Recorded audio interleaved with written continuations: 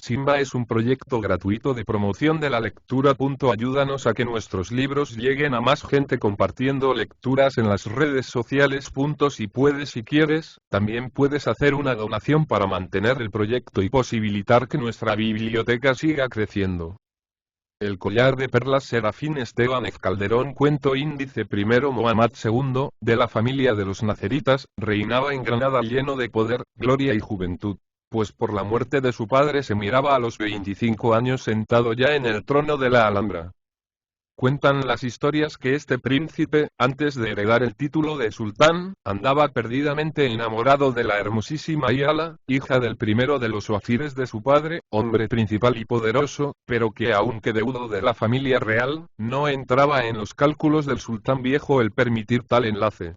Ello es que el sultán Al-Amar quería casar al príncipe su hijo con una infanta de Fez para afirmar con tal alianza el imperio muslímico en España, y poder, con la ayuda de las cabilas africanas, rechazar a los cristianos, que a más andar le venían invadiendo y ocupando su territorio, como las olas incesantes de un mar ambicioso e insaciable.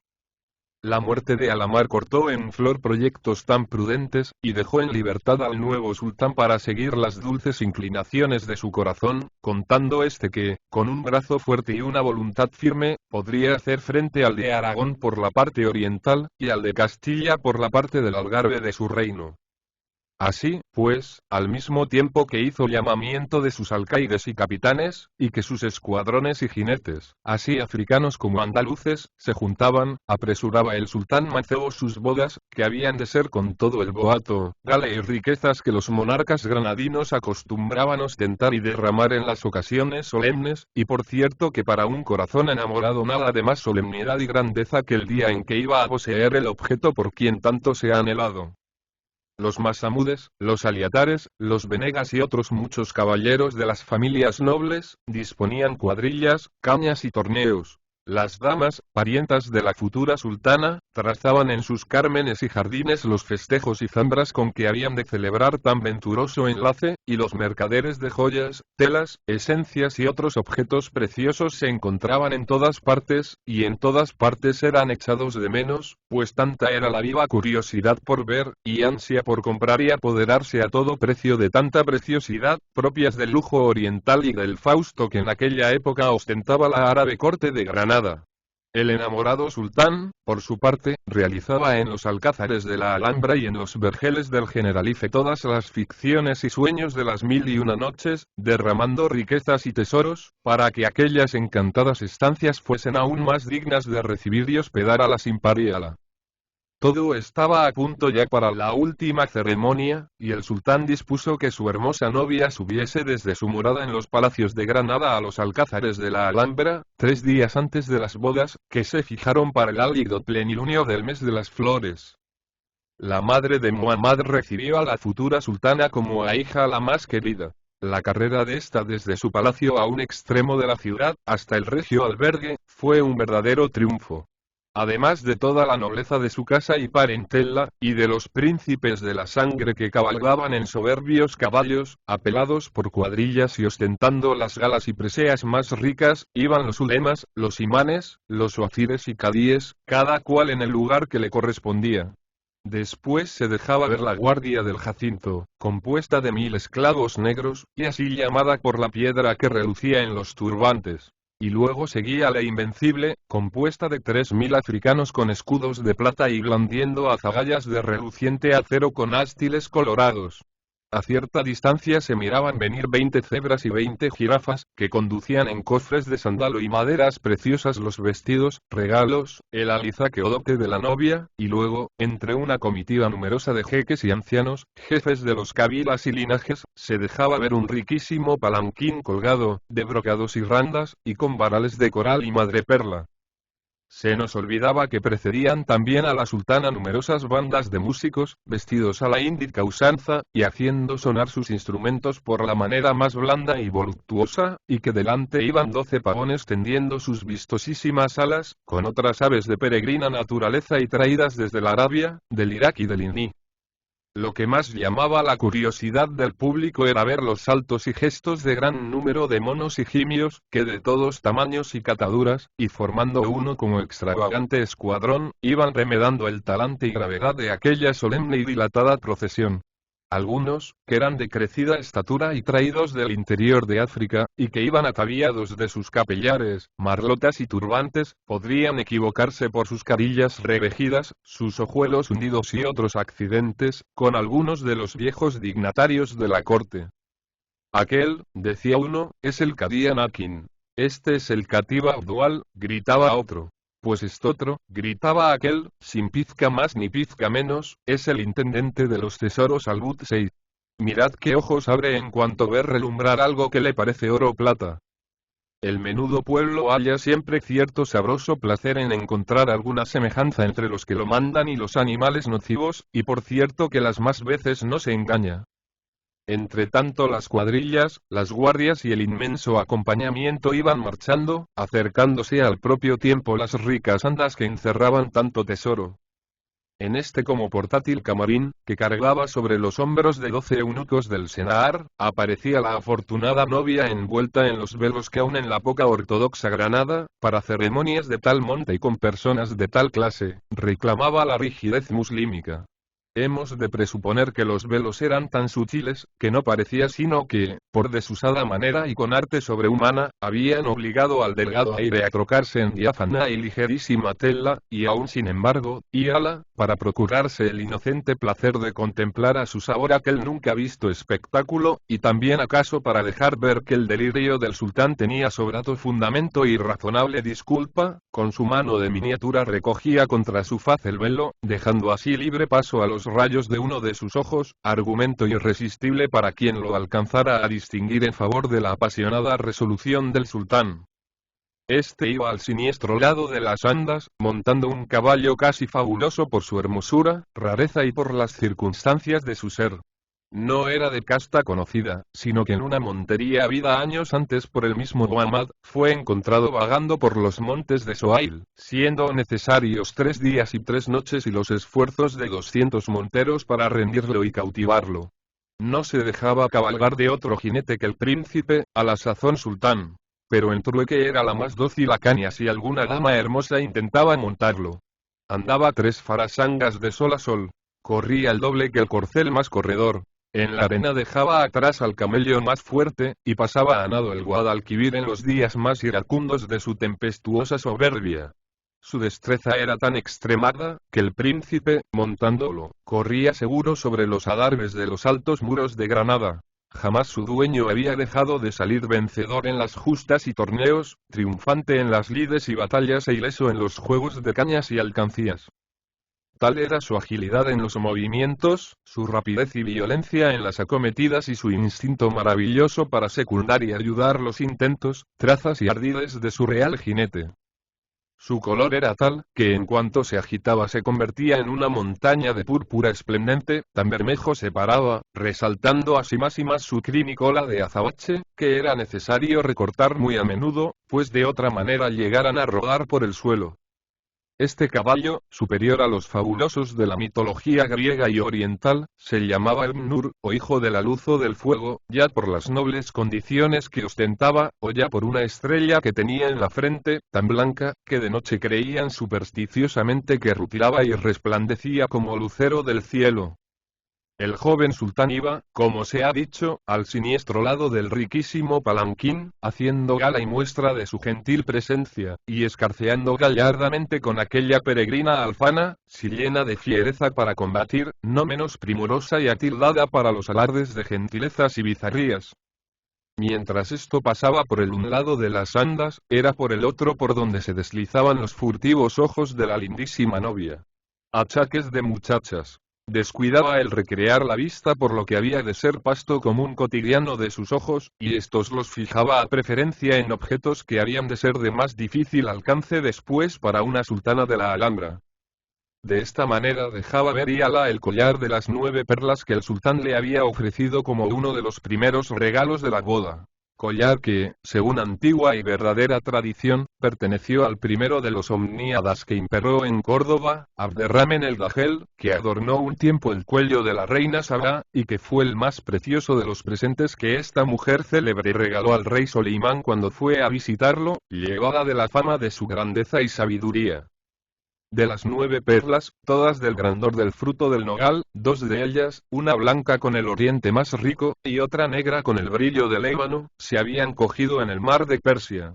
Otras 2, una roja como el carmín y otra verde como la esmeralda, fueron cogidas en el mar tempestuoso de la India. Otras 2, una azul como el jacinto y otra pálida como el ámbar, se pescaron en el mar grande o del Atlante.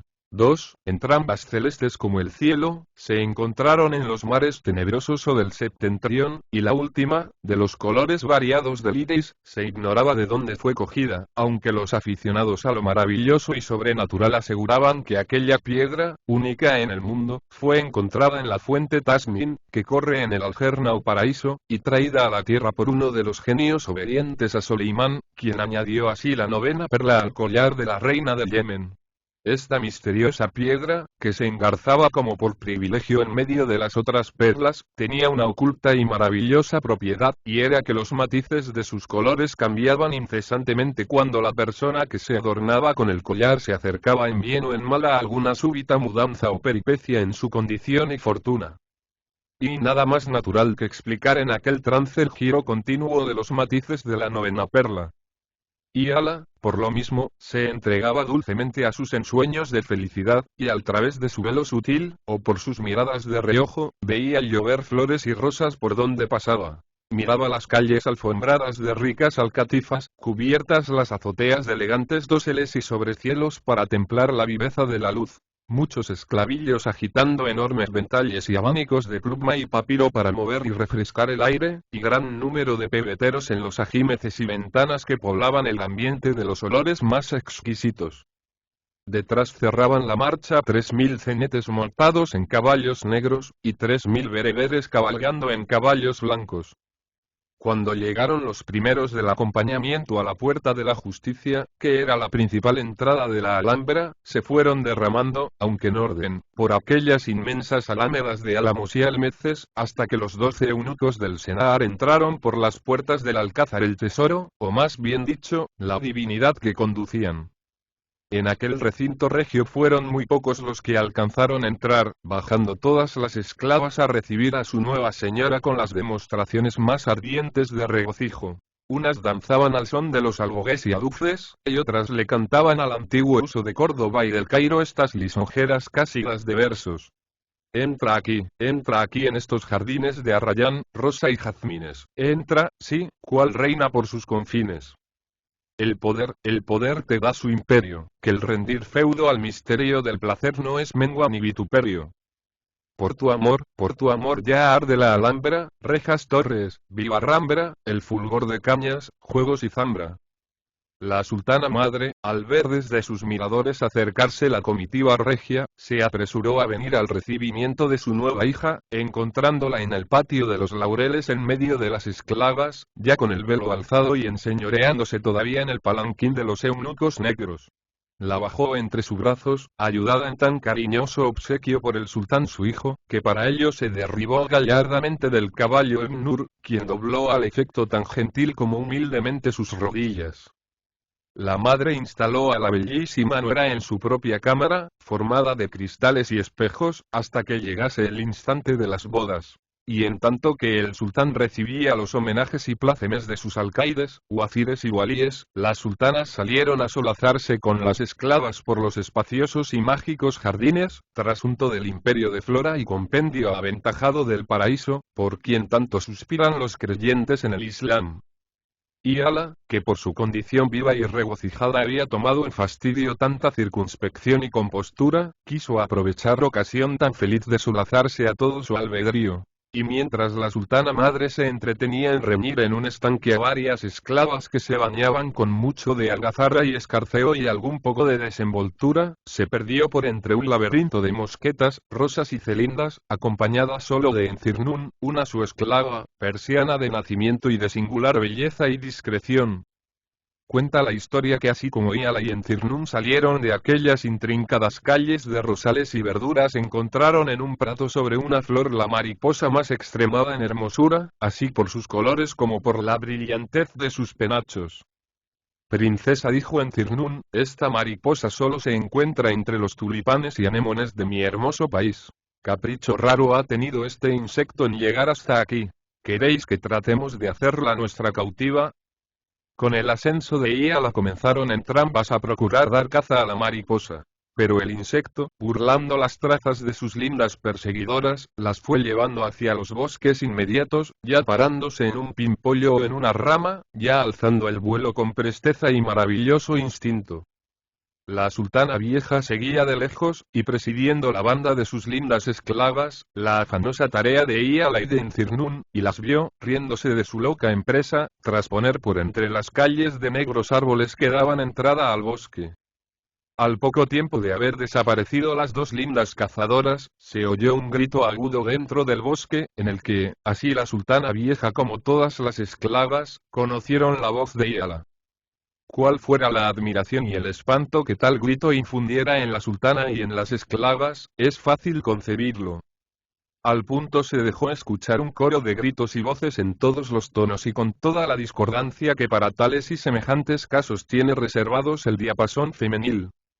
Acudieron por de pronto los esclavos y eunucos negros del harén y principiaron a moverse en todas direcciones con aquel acuerdo que se acostumbra en los trances apurados. A los de más edad, y casi ciegos por los años, se les mandaba que entrasen en el bosque a inquirir y ver las circunstancias de aquella presunta catástrofe. A los cojos se les daba prisa para que fuesen a llamar los guardias, y a los mudos se les culminaba para que fuesen a relatar al sultán los pormenores de tamaña desventura. Todo era desorden, todo confusión. En esto se presentó el sultán a la cabeza de sus continuos y más allegados, y sin detenerse a oír los pormenores del caso, ni las sospechas que sobre él podrían concebirse, ni los diversos planes que debieran formarse para averiguar el origen de tal atentado, y poniendo al lado los consejos, las reflexiones, los dictámenes y las sabias medidas que sus entendidos consejeros le proponían, y dejándolos a estos en sus entretenidas disensiones y reyertas, se precipitó por las calles del bosque, frenético de rabia y lleno de zozobras. El sultán corrió todos aquellos laberintos de verduras y malezas sin hallar más que algún pájaro que revolaba entre las ramas o alguna tímida liebre que se deslizaba entre la hierba. En tanto volvió en sí y se miró solo, pues sus cortesanos en vano le habían querido seguir en su rápida y pesquisidora excursión. En fin, el sultán llegó a cierto lugar del bosque en donde los árboles clareaban, alzándose en lo más desembarazado un hermoso peral cargado de fruta. Una fuente pintoresca, que se despeñaba por el fauce de una retorcida cueva, completaba aquel delicioso paisaje. Al llegar aquí el sultán se encontró a todos sus oafires y cortesanos que formaban un ancho corro, con el un pie levantado, el otro adelante y la cabeza todavía más avanzada, como si mirasen algún hondísimo aljibe que se les hubiera abierto delante de sus ojos. Tanto era el saludable temor que los detenía. Ello era que allí habían encontrado a la hermosa Iala debajo de aquel poderoso árbol sumergida en un profundo parasismo. Nadie se atrevía a adelantarse, y aunque en el desorden de las vestiduras se dejaba ver la punta de una leve chinela de tafilete y oro, como no se hallaba a mano ningún tenacero de plata de longuísimos mangos para remediar aquel preciosísimo desgaire, necesario fue dejar las cosas en su primitivo estado por no probar, el que indiscreto anduviera tocando lo que no debía, la agradable aventura de verse dividido en dos partes, como algunos capítulos del Alcorán. A la aparición del sultán se desvaneció como si fuesen de fugaces ondas aquel círculo de curiosos y cortesanos. Y el sultán sin reparar siquiera en ello se acercó a la desmayada esposa. Los suspiros del coronado amante lograron volver en sí a la princesa, pero para causar más lástima y desesperación. Sus ojos se abrieron y su voz articuló algunos sonidos, pero estos no fueron más que suspiros y sollozos, y aquellos giraban desordenadamente, o se fijaban ni más ni menos que como pudieran estar los ojos de una estatua. El sultán, traspasado de dolor, condujo al palacio a su desventurada esposa, llevando detrás de sí y a respetuosa distancia a toda la comitiva. La princesa fue colocada en un mullido cuanto ostentoso rimero de almohadones y cojines, y dejándola bajo la custodia de la sultana madre y de gran número de esclavas, el sultán salió del que hubo de ser nupcial aposento, y era ahora teatro de escenas lastimosas, para conferenciar con los sabios y médicos de la corte sobre lo peregrino de la aventura. Al sultán solo se le escuchaba de vez en cuando estas palabras: falta el collar de perlas. Y los cortesanos en voz baja se hacían el eco diciendo: entre otras cosas que pueden faltarle a la princesa, se echa de menos el collar de perlas.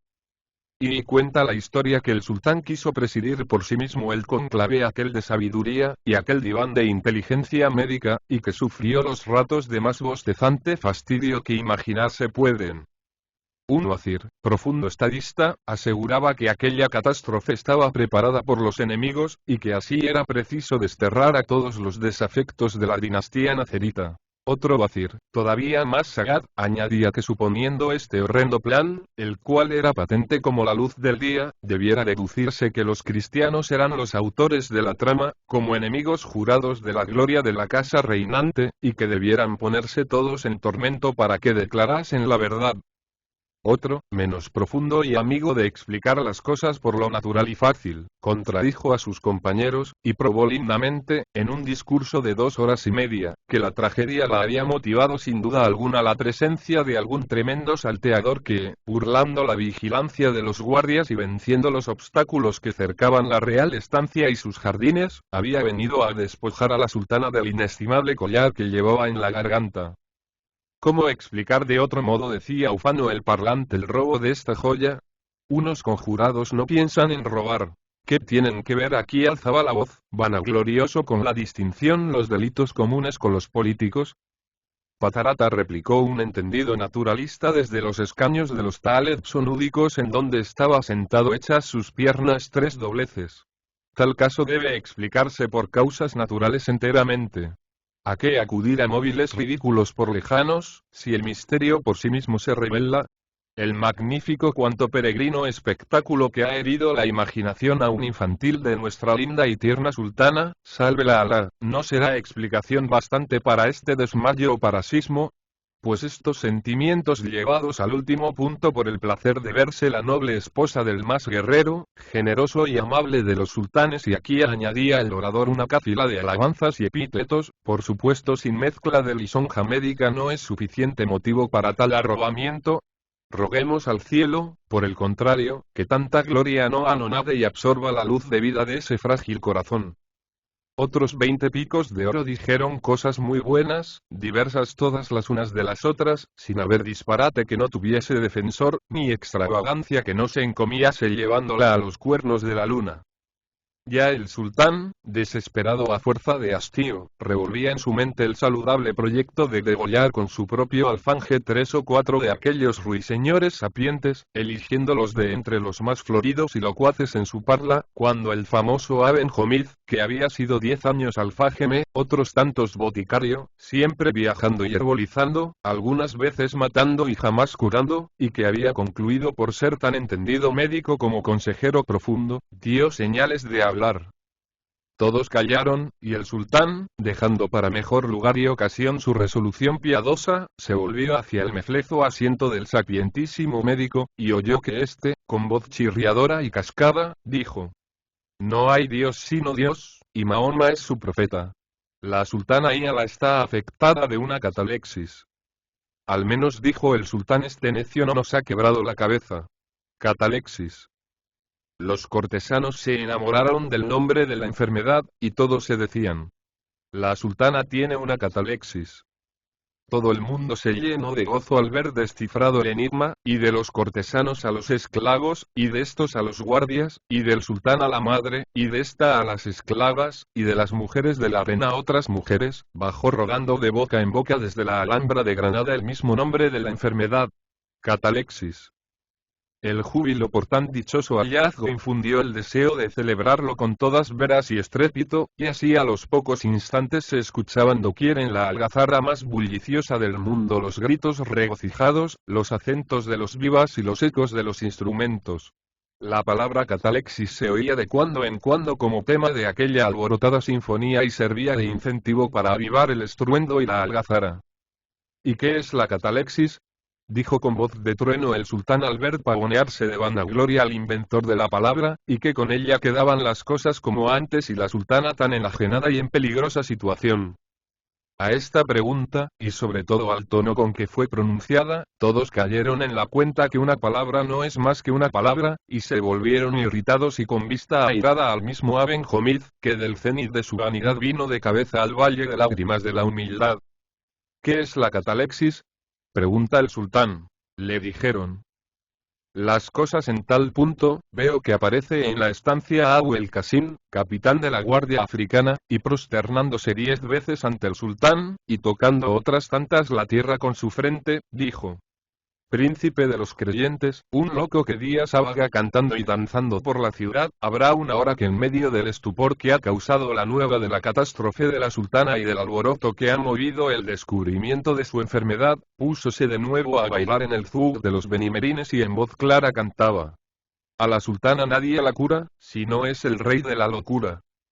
Y tu siervo, al oír esto, por si es blasfemia o delito que merezca la muerte o falta que se purgue con la lengua cortada u otra semejante leve concesión, lo he preso. ¿Y quién es ese loco?, dijo el sultán.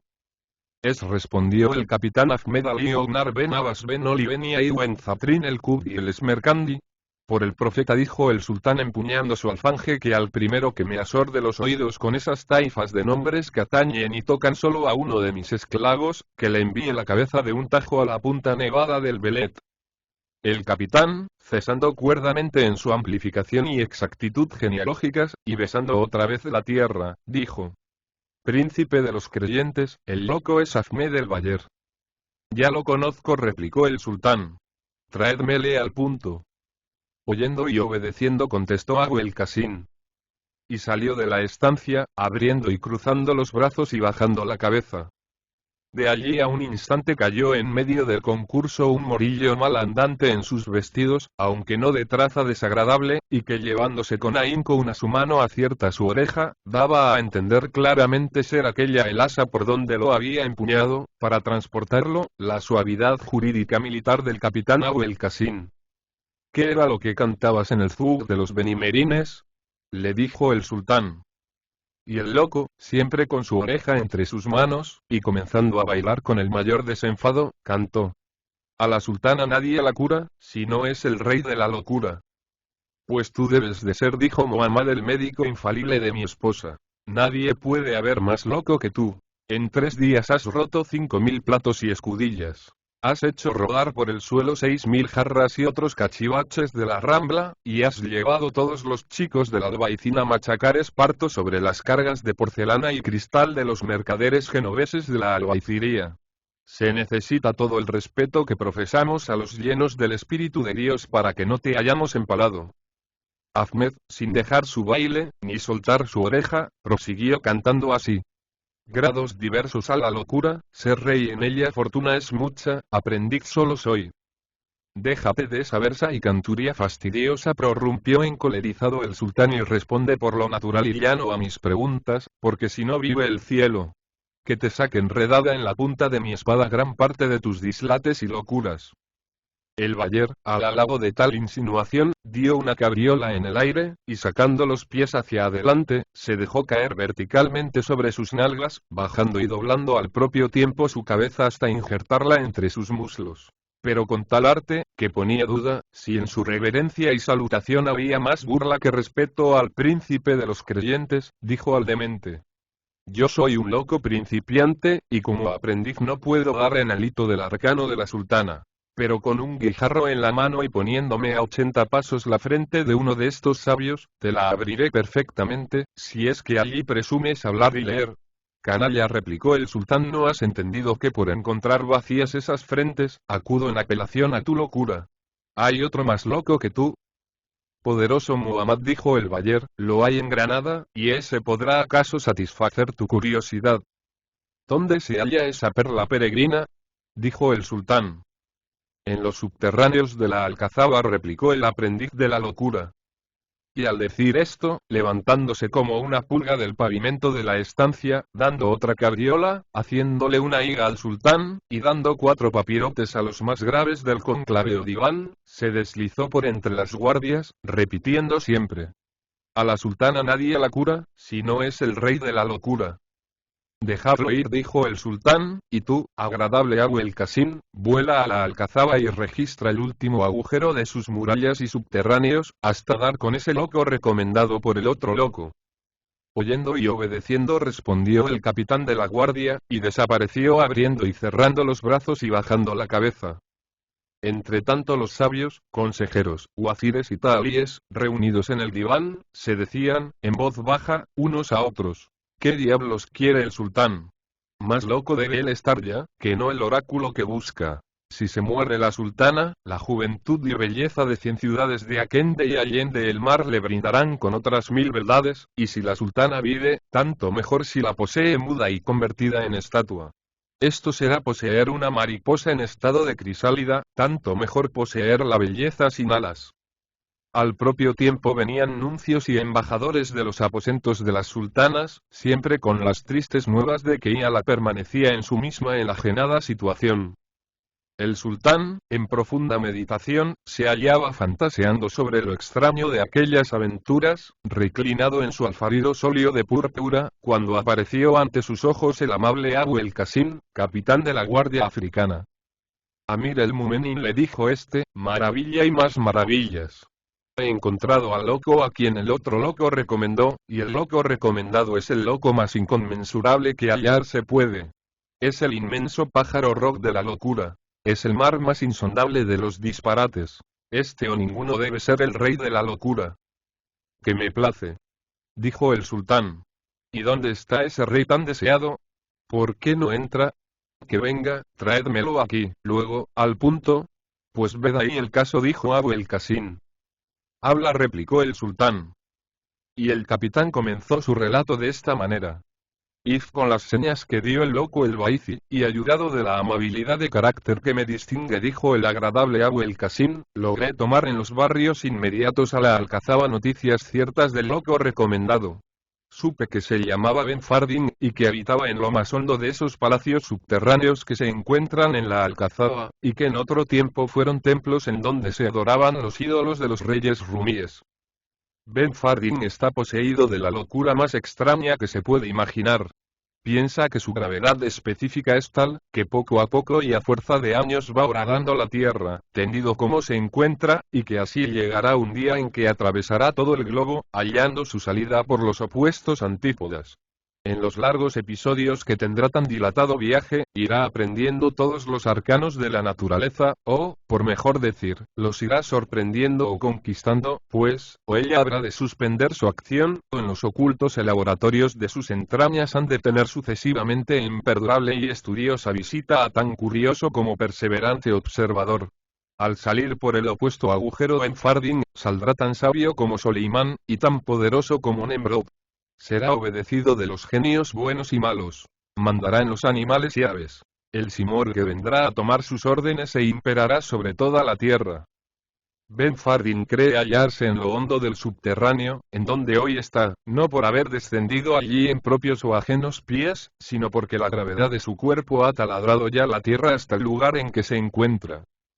A este loco respetable bajé a ver para hacerle entender las órdenes de mi señor, y para atravesar prontamente tan obscuras mansiones, hice encender 300 hachas, y por no encontrar estas tan a punto, mandé prender fuego a las tocas y vestidos de 50 cautivos, y echarlos por delante de mí para alumbrarme el camino. Ben Fardin no se admiró de mi intempestiva visita, y, antes por el contrario, me manifestó punto por punto el objeto de ella. Debe ser también Zaori, según mi cuenta. Mas el transportarlo aquí ha sido imposible.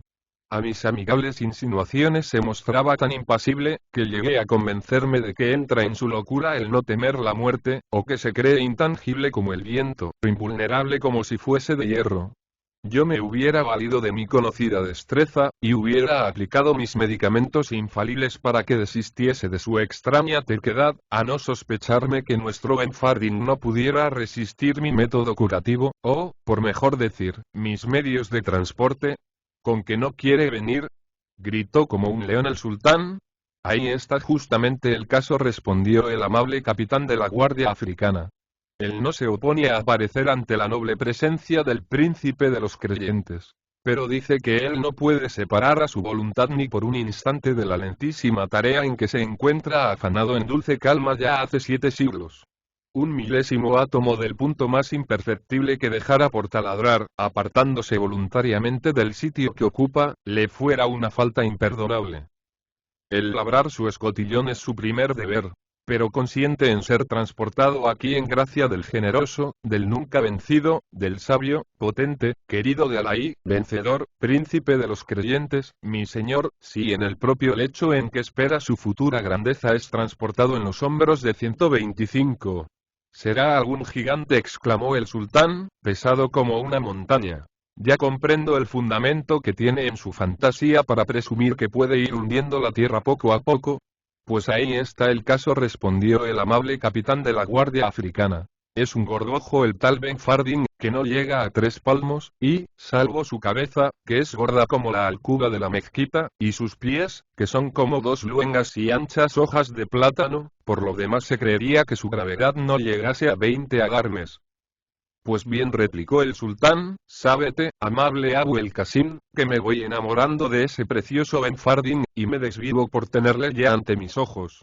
Toma una manga de 55 ganapanes y otra de 70 aljameles de los que portean cal y canto a las murallas que ahora edifico en Fajalans, y que me lo traigan aquí al punto, en el instante, dirigiendo tú mismo la maniobra. Pues ahí está el caso, volvió a replicar Abu el Qasim. Y es que Ben Fardin exige que esos aljameles y ganapanes hayan de ser precisamente, exclusivamente de los ilustres dignatarios, magnates, altos personajes, profundos estadistas, divinos oradores y sabios consejeros de este diván. Dígote, amable Abu el Qasim, exclamó alborozado el sultán, que ese loco es lo más deliciosamente caprichoso que pueda idear la imaginación más chistosa. Me declaro por su favorecedor, y de él espero el feliz desenlace de esta aventura. Pero ¿qué hacen esas feas alimañas de mi consejo y diván que no se han apresurado ya, que no han corrido para portear sobre sus lomos a mi buen Ben Fardin, al libertador de mi esposa, al que ha de ser mi primer amigo si sus obras corresponden a la graciosa extrañeza de sus fantasías? Pues ahí está el caso, dijo Abu el Qasim. Es que estas respetables gentes no caen en la cuenta de que el encargado en la ejecución de los mandatos del príncipe de los creyentes y de las indicaciones sapientísimas del gracioso habitador de la ratonera de la Alcazaba es vuestro siervo, el agradable Abu el Qasim, capitán de la Guardia Africana. Hola, tropa, dijo este, volviéndose a aquellos venerables varones. Y ellos, que hasta allí habíanse fingido los distraídos, cual si no oyesen tan interesante diálogo, se encontraron sin saber cómo en pie, cual si los hubiese movido un único y poderoso resorte. ¡Qué amabilidad! Solo quedó rellenando su cojín de terciopelo aquel Wazir, de labios muy expeditos, que explicó en su elocuente peroración con noble independencia la diferencia extremada que hay de un robo a una conjuración. Al notar el amable Abu el Qasim la no perpendicularidad de las piernas del Wazir, se iba a llegar a él diciéndole con una voz reprimida, que semejaba al silbido de una sierpe: ha criado raíces el sabio y ennoblecido Mule Saif, cuando este discreto personaje, entendiendo la granizada que se le acercaba, le respondió con acento muy meloso: sí, yo estoy pronto, amable Abu el Qasim. Pero me he mantenido en mi rellanada postura, por estar más pronto a dar a mi persona más súbitamente. Es decir, más presto, una configuración más adecuada para traer sobre los lomos a ese discreto Ben Fardin, que va a ser el mejor amigo de nuestro sultán. Sálvelos Alá a entrambos. Por ahora, le respondió gravemente el agradable capitán de la Guardia Africana, incorporaos e id, que si es preciso, ya se os avisará del cómo y cuándo habéis de tomar posición a 4 patas con vuestros dignos cofrades. Entretanto, el mismo Abu el Qasim hizo alarde y reseña de todos aquellos respetables wazires, ministros, cadíes, oradores, literatos y poetas que componían sapientísimo diván, y encontró que, sumados cuidadosamente uno por uno, y tomando sus nombres para evitar toda confusión, no se hallaban más que 112 sabios entre todos. El sultán, alarmado con tal contrariedad, que dejaba manco el número de ganapanes y aljameles fijado por el caprichoso Ben Fardin para que lo porteasen, se dirigió a Abu el-Qasim y le dijo: He aquí, amable capitán de la Guardia Africana, cómo llegan trances y casos en que se echa de menos la sabiduría. ¿De qué traza nos valdremos para llevar a debido cumplimiento las discretas exigencias de mi buen amigo Ben Fardin? El agradable Abu el-Qasim inclinó su frente y le respondió sonriéndose: Descuidad en cuanto a ese punto, príncipe de los creyentes, pues en tanto que a estos buenos amigos los dirijo hacia la alcazaba, empinados por ahora en sus dos patas posteriores, pasaré yo personalmente por el colegio y la academia, daré una vuelta por las bibliotecas de Ekfaral y de Aben Melih, y recogeré los 13 varones que nos faltan para completar el estupendo tiro que nos exige Ben Fardin, de entre los venerables literatos que más allí trabajan y se fatigan por la felicidad del mundo, fastidiando a la ciencia. Me lisonjeo de que esta inevitable sustitución nos la ha de agradecer el sapientísimo Ben Fardin. Ve y obra, dijo el sultán. Oír y obedecer, respondió Abu el-Qasim. En efecto, el amable capitán de la Guardia Africana entró primeramente en el colegio, que con grande apariencia y anchas escuelas y jardines de apartada soledad y propios para el estudio, se miraba edificado a las orillas del fertilísimo Darro. Allí encontró gran número de doctores y alfaquíes que estudiaban noche y día en el libro bajado del cielo, en la manifestación de los decretos de Alá, en una palabra, en las suras y aleyas del divino Alcorán.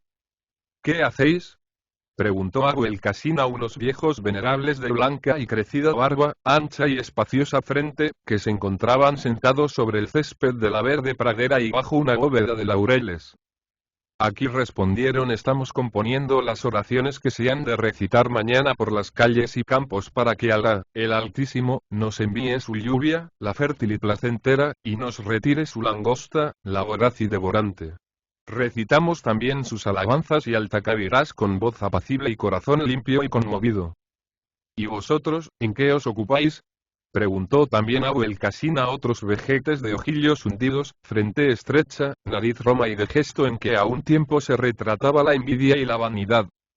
Nosotros, contestaron, nos afanamos por descubrir en nuestro estudio y fijar la noche en que Alá envió el libro santo y divino a su profeta y favorecido Muhammad.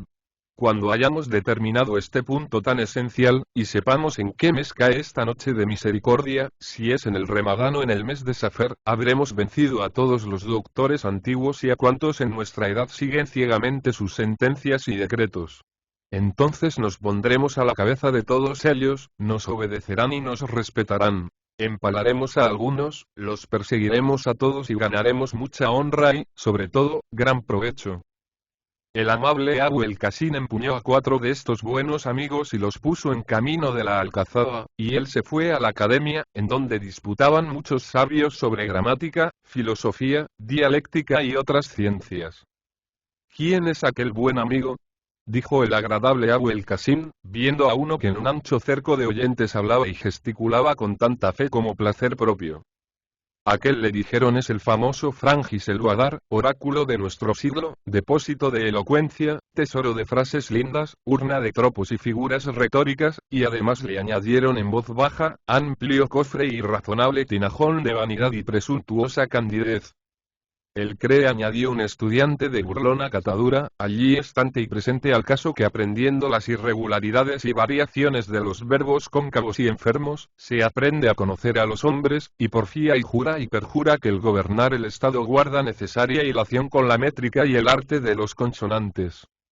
El agradable Abu el-Qasim, al escuchar tal reseña, dijo para sí: ya tengo el 125º aljamel que me faltaba para el completo de mi cuenta. Y cogiendo al elocuente el Guadar por la manga de su aljuba, le interrumpió en su agradable ejercicio, sintiendo tal contratiempo aquel orador, no tanto por el puesto que iba a ocupar entre los aljameles de Ben Fardin, cuanto por el negro disgustillo y rabieta de no oírse a sí propio en el 20º discurso que había ya principiado a pronunciar a su auditorio, y que hubiera sido más torneado y salido con más arreglo y afeites de palabrillas y colorines que las 19 pláticas restantes y trompeteadas por sus labios aquel día.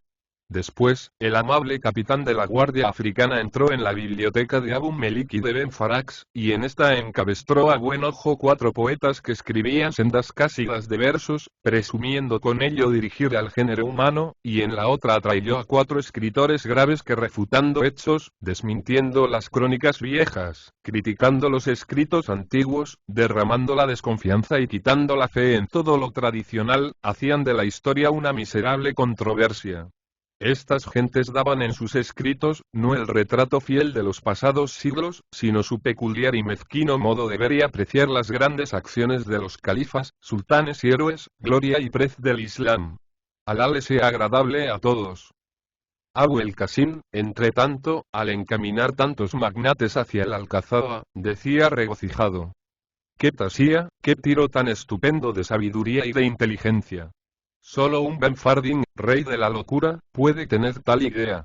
Pero solo yo, agradable Abu el-Qasim, capitán de la Guardia Africana, puedo dar vida a tal pensamiento, puedo llevarlo a cabo, puedo realizarlo con todas sus consecuencias. Y el redomado se reía como una canasta. En fin, llegó a la Alcazaba.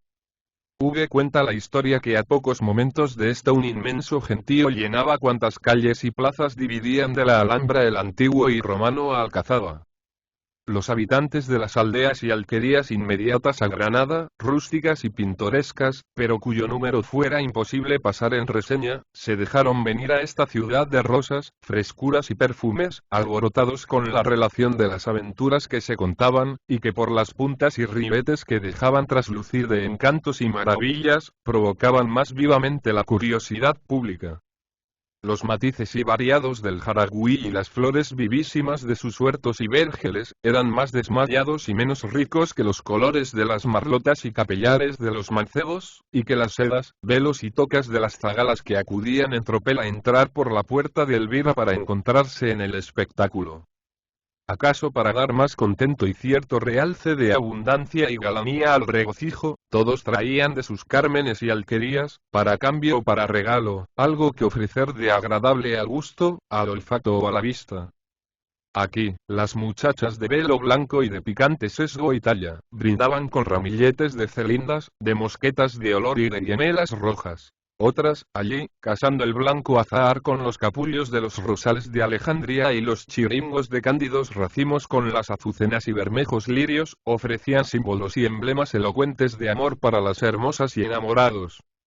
Por acá los chicos presentaban ramos de árboles cargados de frutos. Aquí la toronja y la dorada cidra. Allá la macena y la alloza. Otros, tejiendo en verdes mazas las espadañas y los lotos, y armados por cuadrillas, según los barrios de la ciudad o de las rivales aldeas, se acometían y lidiaban en escaramuzas de nueva especie. Otros hacían revolar multitud de jilgueros y verderoles sin hilo que los sujetase, y siguiéndoles entre aquel inmenso concurso los pajarillos, y posándose en los hombros del dueño infantil cuando se cansaban, jamás se equivocaban en tanta confusión y bullicio.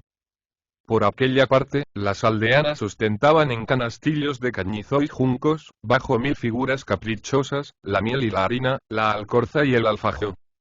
Las esclavas africanas vendían las confituras y bollos, hechos con el caníamo y el ajonjo, que alegraban el espíritu, sin embriagarlo como el vino. Los esclavillos negros, en tallas de búcaro o en blanco y fino barro de la Rambla, brindaban con el agua cristalina y fresquísima de las fuentes más puras y nombradas. Los mercaderes de poca monta desplegaban en sus azafates de paja de la India las cintas y listones que, halagando el gusto y afición de las muchachas, hacían caer en la tentación de comprarlas a los galanes y mancebos. Viejas de mala catadura cruzaban de aquí para allá, llevando en la mano alguna sortija o joyel. Se acercaban a este o al otro corro de velades en veladas, o entraban en una o en otra casa, dando una cita, entregando un billete, recibiendo una flor de amoroso significado, sin que el Argos más celoso pudiera advertir ni sorprender su misión misteriosa. Los caballeros mozos de la ciudad, llevando en sus manos pomos de aguas odoríferas y de esencias, los derramaban allí en donde hallaban a sus amadas y queridas, sacándolas y reconociéndolas en tanta confusión por los colores que vestían. Los juglares y saltimbanquis aquí y allá entretenían la curiosidad del bajo pueblo con 1000 suertes maravillosas y estupendas. Aquí mandaban y se hacían obedecer de las alimañas y fieras traídas del interior del África. Allí, a una voz, hacían salir de la tierra árboles que crecían, se cubrían de hojas y flores, madurando sus frutos, que los incrédulos cogían y gustaban. Allá improvisaban entre las piedras, y con una palabra sola, alguna cascada y juegos pintorescos de agua, y por doquier multiplicaban los prodigios y los encantos. ¿Acaso algún cristiano hecho cautivo en la frontera, de condición noble, o algún caballero de los malcontentos y fugitivos de la corte de Castilla, se paseaban también entre aquella turba, recordando en su corazón las veladas de Sevilla y de Córdoba, y los vergeles y festejos del Guadalquivir? Los muedines gritaban en las torres de las mezquitas en son grave y acompasado, y los devotos y faquires repetían cantando las aleyas y las altacabiras, en tanto que el bullicio de la alborotada y curiosa gente se dirigía hacia la alcazaba, en donde tenía su madriguera el misterioso Benfardín. Todos ansiaban por pasar y repasar sus ojos por la figura y talle de tan maravilloso cuanto extraño personaje. Los curiosos en las calles se empinaban, y las mujeres y muchachos desde las ventanas y azoteas hilaban de pescuezo y sacaban la cabeza a más poder, para divisar lo más pronto posible el autorizado acompañamiento que debería preceder al habitador de los subterráneos de la alcazaba. En fin, se dejaron ver 24 disformes sayones, que eran como la vistosa comparsa del agradable capitán de la Guardia Africana Abu el Qasim, que venían con sendos látigos en las manos, sacudiendo a derecha e izquierda para despejar el terreno y mantener en razonable distancia a los curiosos e impertinentes. Incontinenti se miraban a los 112 prohombres del Estado e individuos sapientísimos del diván, que con el apéndice y añadidura de sus 13 compañeros, elegidos a pierna entre los más distinguidos poetas, oradores, alcatives y oradores de los colegios, bibliotecas y academias, tiraban de una enorme máquina, en la que habíase instalado el loco Benfardín en su lecho de ponderoso hierro, ni más ni menos que un galápago en una abrumadora concha. Como toda curiosidad pública vivamente excitada, no se satisfizo aquella completamente, pues para que Benfardín no sufriese con la luz del día la impresión dolorosa de que estaban amenazados unos ojos como los suyos, que tantos años habían estado sepultados en las obscuridades de aquellos subterráneos, habían enratonado o empastelado su persona en un alcartazo cucurucho de papel de figura piramidal, bordadas en él algunas flores con puntas de alfileres, para que por tan leves hendiduras pudiese respirar aquel loco empapelado. Dígote, amigo Jargul, exclamó por lo bajo uno de los curiosos que estaban viendo el extraño espectáculo en la calle de Elvira, volviéndose a otro moro que al lado tenía, que en menos de 24 horas hemos visto 2 procesiones caprichosas, sin alcanzar a ver las 2 misteriosas personas conducidas en ellas. La primera era, según dicen, una linda rapaza. Aseguran que es un loco. De aquella no vimos más que las andas, y de el papelón en que viene embutido. Jamás nosotros, los del menudo pueblo, vemos más que la corteza de las cosas. Calla y mira, algo Lalit, le replicó el otro. ¿Qué sacarás tú con ver lo que no te importa o lo que no pudieras conocer? En tanto, solázate conmigo en ver a esos oafires y cadíes, que nos mandan y nos fustigan, y a esos vocingleros oradores, escritorzuelos y poetas que nos engañan y entontecen, cómo van en recua porteando sobre sus lomos la locura y lo que es peor, bajo la agradable dirección del amable Abu el Qasim, capitán de la Guardia Africana. El menudo pueblo no tiene más placer saludable que cuando alcanza a ver humillados a los que lo humillan a él cotidianamente. Cuando tal manjar se nos presenta, todos debemos dar en él con cucharones de azumbre y media, hasta hartarnos y tomar nuestro desquite. Mira entre tanto qué punta les ha arrimado con el látigo a los venerables Abu el Seid y Abentomid, para que ailen con los demás de la recua, el agradable Abu el Qasim, capitán de la Guardia Africana. Ahora recuerdo hasta con gusto las bastonadas que estos señores me mandaron arrimar por no sé qué medida de cercenada economía que yo solía aplicar en el pan que vendo en el mercado todas las mañanas. Era ya anochecido cuando aquella segunda procesión entraba en la Alhambra, sirviéndole de bastonero el agradable Abu el Qasim, capitán de la Guardia Africana, quien, pasando a la estancia en que sobre su solio aguardaba el sultán, le dijo a tocando antes 10 veces la tierra con su frente: Príncipe de los creyentes, ya llega el loco sobre los lomos de la sabiduría. El sultán se deshacía en muestras de regocijo y de la más íntima alegría. La anchísima estancia, iluminada con 1000 lámparas arabescas, se llenó primero con todos los miembros del diván. Segundo, con el apéndice de los 13 coadjutores elegidos y cazados por Abu el-Qasim, y, además, con el catafalco aquel donde, como en empanada, se albergaba el caprichoso Benfardín. Quitad, dijo el sultán, ese capirote de papelón, y venga a mis brazos mi mejor amigo, el príncipe de los disparates, el rey de la locura. 40 oficiosos oazires, con sus 80 manos y 800 dedos, se precipitaban en tropel a poner en ejecución la voluntad del sultán, cuando una vocecilla gangofuela, pero no del todo desapacible, que se dejaba escuchar dentro de aquel cascarón, como algunas veces el piar del polluelo en su huevo, dijo ahincadamente: no haga tal, hermano mío, poderoso Muhammad. Antes que me descubran y descapiroten, fuerza es que se apaguen todas esas luces. Abu el-Qasim así me ha hablado. Cuando llegó a mí, hubo de echar al agua para apagarlos a los esclavos que él sabiamente convirtió en hachones encendidos. La obscuridad es lo que me conviene por ahora. Lo entiendo, respondió el sultán. Hágase como tú lo dices. Y en un instante quedó la estancia en la obscuridad más completa.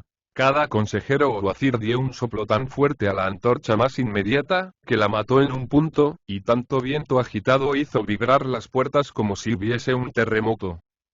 Entonces dijo Benfardín: hermano Muhammad, ya pueden destocarme de esta caperuza que me cobija, que por cierto ya me incomoda. Serás obedecido, rey de la locura, replicó el sultán. Y él mismo, levantándose de su solio como a tientas, quitó la cobertera de papelón, añadiendo: respira y solázate, rey de la locura. No soy por cierto el rey de la locura, respondió Benfardín. ¿Cómo no? Articuló turbado el sultán. Y a encontrarse con alguna claridad el regio aposento, se le hubiera visto de color del panal y con baño de amarillo azufre. Sin duda, el príncipe de los creyentes debió decir para sus adentros: si este avechucho no es el rey de la locura, y después de tantos afanes y extravagancias no hemos encontrado más que un loco de los adocenados, un loco de insulsa mediocridad, será preciso entregarse al despecho y la desesperación. No se sabe a dónde hubieran ido a dar las imaginaciones del desconcertado sultán, cuando, en medio de aquella oscuridad, se dejó escuchar la voz del caprichoso Benfardín, diciendo: querido Muhammad, ¿por qué te he de engañar revistiéndome con titulillos que no he ganado todavía? Pues que ¿no hay más que ser el rey de la locura? Pero no por eso te inquietes, ni desconfíes de encontrar remedio a tanto daño, alivio a los males y buen desenlace a tanta contrariedad. El sultán se consoló algo con palabras tan explícitas, y dijo para sí: pues está visto. El rey de la locura es algún ser fabuloso a fuerza de ser disparatado. Contentémonos con este, que será un loco de los graves y encumbrados, y uno como capitán de una numerosa y escogida taifa de los más rematados. Entretanto, la condición del tal Benfardín es llana y fácil por todo extremo. Me trata como a su igual y camarada. ¿Y la muchacha? Prorrumpió el loco. La sultana, replicó algo amostazado el sultán, prosigue en su paroxismo, y yo aguardo tus infalibles recetas para verla en la completa posesión de su hechicero espíritu, de sus facultades casi sobrehumanas y de su celeste hermosura. Pues que me la traigan, hermano Muhammad, respondió el loco Benfardín. Que se la traigan, exclamó el sultán. Y 100 postillones, avivados por las insinuaciones del agradable Abu el-Qasim, capitán de la guardia africana, salieron disparados con tal orden a la apartada recámara en donde se encontraban las dos sultanas. A poco entraban en la estancia del obscuro diván las 12 tinieblas personificadas del Senahar, que conducían en un rico palanquín, y entre almohadones de ormesí y sedas, a la desmayada cuanto hermosísima Yala. En cuanto los esclavos pusieron en tierra el precioso depósito, y que solo se oía en el silencioso aposento el murmurador bisbisar de los wazires y consejeros y alguno que otro suspiro del inquieto sultán, se incorporó el loco Benfardín, acercándose al lecho en que descansaba, como en un encanto, la linda sultana, y exclamó en alta voz y fuera de sí: perfección divina. Portento sin igual. Asombro de la naturaleza. El sultán, que en aquella tenebrosa obscuridad que envolvía la estancia estaba en ayunas de lo que pasaba en derredor de sí, exclamó impaciente: Querido Benfardín, has dado ya en el encanto, ¿conoces el sortilegio que embarga los sentidos de mi esposa? Habla, habla. El loco proseguía en sus encarecimientos, diciendo: la boca es un anillo. La garganta es de un cisne. Pues y estos ojos y estas mejillas. Sus cabellos son una madeja de azabache.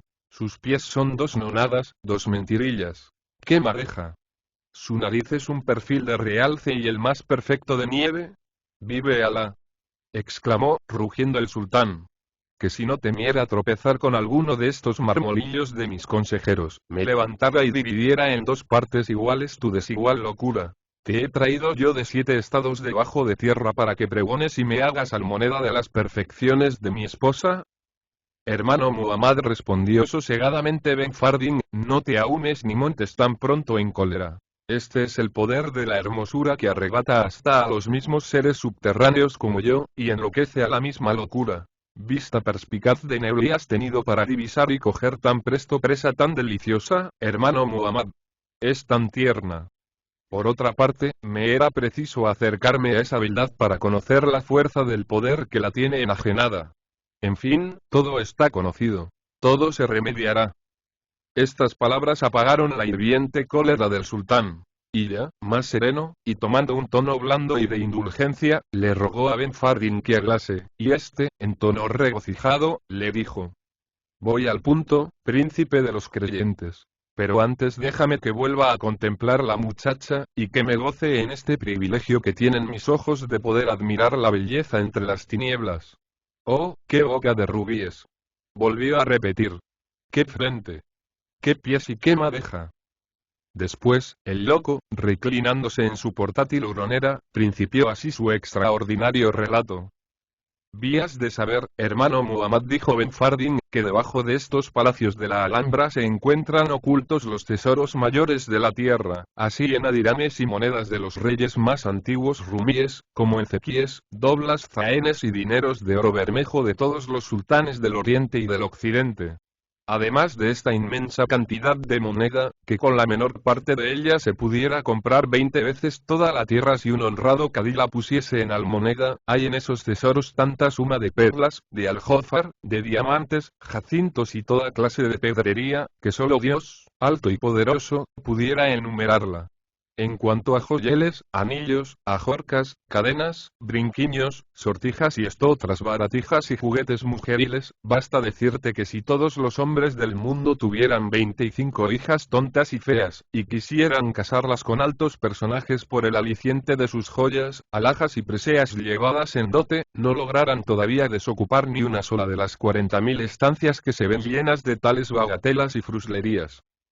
En la cámara más apartada de esas regiones, y que forma como una alcuba o media naranja de 1000 codos de travesía y 100.000 de altura, se guardan las tiaras y cetros de los reyes antecesores de Daud, los óleos de los antiguos reyes de Yemen, el arco y la maza de Nemrod, que eran de oro y carbuncos, los 7 sellos de Suleimán, las coronas de los primeros califas, y otros 1000 portentos y riquezas de los reinos del sur y del septentrión. Este espacioso camarín está labrado en lo más hondo de los palacios mágicos y ocultos de la Alhambra. Son necesarias 20 semanas para descender a ellos por las 2 escaleras. Una, de mármol negro, y otra, de jaspe blanco, que tienen en sus 2 extremos. En los jardines crecen árboles y plantas cuyas hojas y frutos son topacios, esmeraldas, zafiros y otras 100 especies de piedras preciosas, según la familia y naturaleza de cada planta y árbol. El Dauro riega estos vergeles desconocidos por canales fabricados de cristales y beriles, y de entre sus arenas, en redes de seda, sacan incesantemente los genios copiosos granos de oro, que van atesorando en silos de inapreciable riqueza. De los desperdicios de estas arenas son con los que ese hermoso río suele enriquecer a los buenos muslines que en los placeres y remansos del albe buscan medios para remediar sus necesidades y dar limosna a los pobres. Pues has de saber, hermano Muhammad, que esos tesoros están encomendados a la custodia de 2 genios. El uno, malo, y de la especie de los alafrits, y el otro, bueno, de condición noble y de aspecto hermoso, que se llaman Ahumasam. En esos tesoros hace muchos siglos que faltaban 2 inestimables joyas, que andaban todavía en manos de los hombres. La una era la mesa de Salomón, hecha de una sola esmeralda, y la otra, y más preciosa, que era el collar de perlas, que, conservado en tu ilustre familia, lo llevaba ayer en su cuello de cisne por regalo de boda a la bellísima Iala, que en sueño profundo se encuentra recostada en ese riquísimo lecho. Cuando el fundador de tu dinastía arrojó de estos países a los últimos príncipes de los almohades, no pudieron estos, en el rebato de aquellos sangrientos sucesos, transportar de aquí los inmensos tesoros de su casa, tesoros que habían venido acreciendo y aumentándose incesantemente de sultán en sultán y de dinastía en dinastía, ya por las herencias y conquistas, y ya por las artes y maravillas de las ciencias ocultas, en que eran muy versados. En el despecho de perder todo este imperio que la fortuna regalaba a tu familia en fraude de la suya propia, los príncipes almohades dejaron invisibles todos sus tesoros y riquezas en las mansiones subterráneas de estos inmensos alcázares y palacios, con tales artes y portales secretos cabalísticos, que solo Solimán, o quien su anillo posea, pudiera haber a la mano y apoderarse de tanto encantado tesoro. Es el caso que el collar maravilloso de Iala estuvo antiguamente entre los tesoros de los almohades, y mientras allí estuvo, por el prodigioso poder y virtud de tal joya, el imperio y la aventura de aquella dinastía fueron en aumento, no habiendo comenzado a eclipsarse su gloria hasta extinguirse, cual ya sabes, sino desde el punto en que por una aventura de amores, que no es del caso entretenerte ahora con ella, salió el collar de aquella familia, y vino a posesión de la tuya, que desde entonces comenzó a engrandecerse en la corriente de los años y con los favores de la fortuna. Pues el Alafrit, que es guarda de esos tesoros, que es favorecedor eterno de la familia de los almohades, así como enemigo jurado de la tuya, sabe las virtudes del collar maravilloso. Según los decretos de los sabios y magos que lo ligaron a la vigilante custodia de tanta riqueza por las fórmulas y figuras nigrománticas de las ciencias ocultas, preveía que estando en continuo acecho pudiera ofrecerse ocasión oportuna y valedera para volver a poseer la inestimable joya del collar. El Alafrí deseaba tal favor de la fortuna para quedar libre y franco de esa centinela continua, que desempeña con honores también de escucha y de atalaya 300 años hace, y poder así volar a las montañas de Kaf, su habitual residencia. Es el caso que allí trata de amores con una muchacha de su especie, algo pequeña de persona, pues no tiene más que 3 farasangas del tobillo a la frente, pero no fea. Su nariz es bien encantada y tornátil, así como la giralda de Esbilia. Sus ojos son algo rasgados, pero que cada uno será mayor que la bahía de Gadir. Sus cejas son 2 hermosas selvas de robles y jarales, y todos sus demás adherentes a este tenor. La muchacha quiere casarse, el alafrit otro que tal, y tu imprevisión le ha llevado la sopa a la miel, el bocado a la boca. Tú deberías saber que ese collar maravilloso, esperanza de tu porvenir, así como ha sido origen de la grandeza de tu familia, hace perfecta balanza y forma, por inseparable, con tu famoso alfanje Dulcair, que fue un tiempo la victoriosa espada de Ali, bendígalo Alá. Si tú hubieses llevado el collar, si Alá siquiera llevara el alfanje, ya que pensabas separarte de su lado, la catástrofe no tuviera lugar. Pero te separaste, o, por mejor decir, apartaste por un momento a Dulcair del collar, y la ocasión se le presentó al Alafrit por el copete, no siendo él ni necio, ni manco para dejar de asirlo de buena manera. Él fue quien envió a la mariposa azul para provocar a Iala y a su esclava Encirnuna que para cazarla y perseguirla se desviase de su séquito y comitiva, y se acercasen a sitio conveniente para el sobresalto. A propósito de esto te recordaré, hermano Muhammad, el olvido en que como monarca has tropezado respecto a la hermosa Encirnún, esclava, que puede ser reina en cualquier parte en donde se dé culto a la hermosura. El Alafrit, en cuanto la vio, si con la una mano empuñó el collar, con la otra engarfió a la hermosísima persiana, aficionado de su donosa figura, como tú pudieras estarlo si te encontrarás jugando entre las flores con unos esclavillos tamaños como alfileres. Aquel Hayam piensa llevarle presente tan cuco a la señora que le está otorgada en las montañas de Kaf, para que montando a Encirnún sobre su oreja siniestra, la rasque mansamente con un almocafre a aquel lado de la cabeza, operación que la halaga muy dulcemente. Encirnún se resignó desde luego al fracaso tan grande, como debe hacerlo todo esclavo que cae por su culpa en situación tan triste. Pero, o yo me equivoco mucho, o esta muchacha ha de volver loco al noble Nahuma-san, el genio que con el alafrid guarda los tesoros, y no será extraño que de esclava se convierta en reina de las hadas. Esto, por otra parte, a ti te estaría bien, hermano Muhammad, pues así tendrías esperanzas de recobrar tu collar por el buen afecto de la esclava. Pues te advierto, hermano mío, que faltando de tu familia esta joya maravillosa, este talismán de tanta virtud, tarde o temprano ha de perder el imperio. Pero volvamos a Iyala. Píntate en tu imaginación, hermano Muhammad, cuál se quedaría tu bellísima y tierna esposa al ver súbito delante de sí al Hayán de ese descomunal alafrid con su disforme estatura, casi doble que la de la novia, cuya descripción te he hecho. Con sus ojos semejantes, cada cual al corral de Belet, si estuviese ardiendo con azufre. Con los hornillos de sus narices iguales a dos caleras humeantes e hirvientes. Con sus dos piernas de figura salomónica, cada una formada de dos enormes serpentones enroscados. Con su barba tejida de breñales y raíces de antiquísimos árboles, y con otros primores de tal jaez. La muchacha hubiera expirado en el punto, si la virtud poderosa del collar no la hubiese asistido. El collar resistió en parte la fascinación infernal de aquel demonio.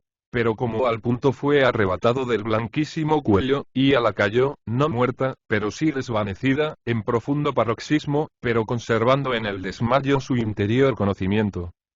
En suma, Iyala, cuando no duerme en el mismo desvanecimiento en que se encuentra sumergida, oye, entiende y conoce. Todas las demás facultades de su mente están en suspenso, pero el lograr que vuelvan al manso curso que animaba regaladamente esa infantil, y casi divina existencia, es lo difícil, es lo casi imposible. Pero en manos está el adufé, Muhammad hermano, que bien lo sabrá repicar.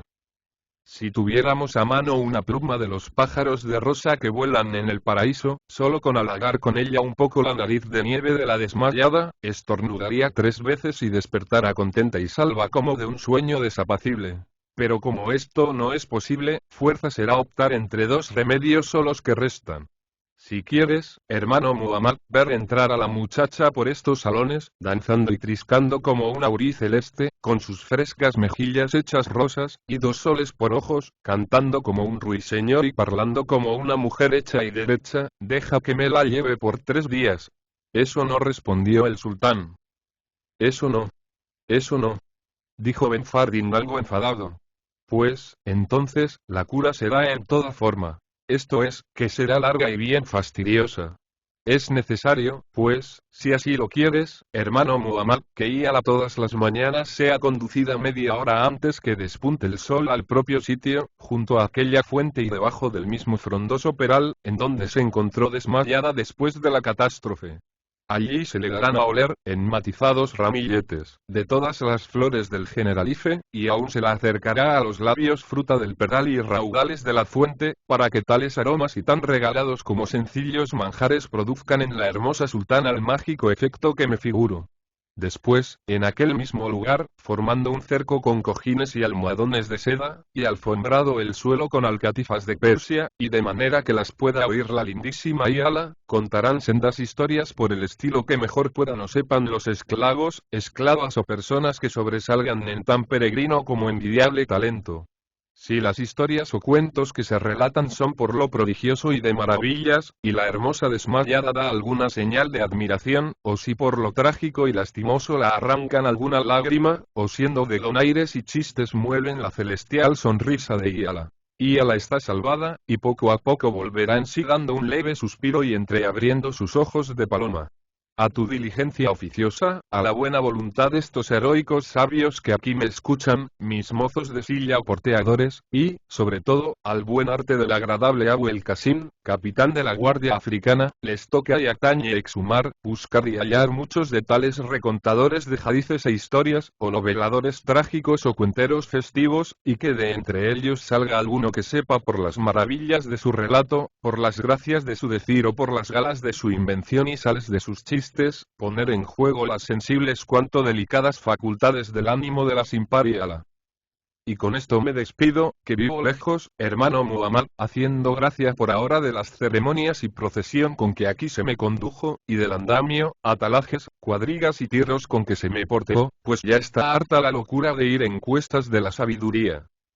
Diciendo esto Ben Farding, saltó de su huronera, dio 3 o 4 carrerillas por la estancia, sacudió de papirotes y sardinetes a los deslumbrados oacires, cadíes y altos dignatarios del diván, y salió reilando de la Alhambra, como bodoque disparado por fuerte brazo de bien templada ballesta. Pat.